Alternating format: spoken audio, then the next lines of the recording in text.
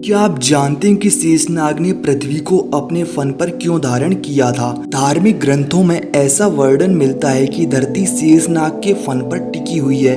आपने भी कई बार लोगों को यह कहते सुना होगा कि धरती शेषनाग के फन पर टिकी हुई है। दरअसल इस प्रसंग का वर्णन महाभारत के आदि पर्व में भी मिलता है, जिसके अनुसार एक बार शेषनाग ने पृथ्वी को अपने फन पर धारण किया था और तब से लेकर आज तक यह पृथ्वी शेषनाग के फन पर टिकी हुई है। महाभारत की कथा के अनुसार ब्रह्मा जी के 6 मानस पुत्र थे, जिनमें से एक मरीचि थे। उनका एक पुत्र था जिसका नाम था प्रजापति। ऋषि कश्यप ने दक्ष प्रजापति की 17 पुत्रियों से विवाह किया था, जिनमें से एक का नाम कद्रु था, जिसकी कोख से 1000 शक्तिशाली नागों का जन्म हुआ। इसी कथा में आगे वर्णन मिलता है कि महर्षि कश्यप की एक और पत्नी थी जिनका नाम विनता था। कहते हैं कि एक बार विनता और कद्रु घूम रहे थे, तभी उन्हें एक घोड़ा दिखाई दिया। कद्रु ने कहा कि घोड़ा सफेद है परंतु उसकी पूंछ काली है। इस पर विनता ने कहा कि घोड़ा सफेद है।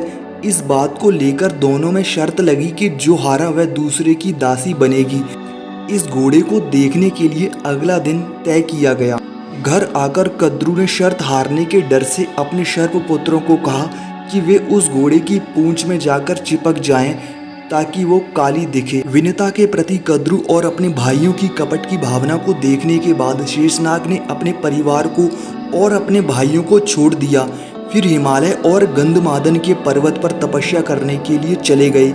वे सिर्फ हवा के सहारे जीवन यापन करने लगे और अपनी इंद्रियों पर काबू पाने के लिए ध्यान करने लगे। उनकी तपस्या से प्रसन्न होकर ब्रह्मा जी प्रकट हुए और शेषनाग को वरदान दिया कि उनकी बुद्धि धर्म से कभी भी विचलित नहीं होगी। साथ ही ब्रह्मा जी ने शेषनाग को कहा कि पृथ्वी के पहाड़ और नदियां हमेशा हिलती रहती हैं, तो क्या तुम इसे अपने ऊपर धारण कर सकते हो? कहते हैं कि ब्रह्मा जी के कहने पर शेषनाग ने पृथ्वी को अपने फन पर धारण कर लिया।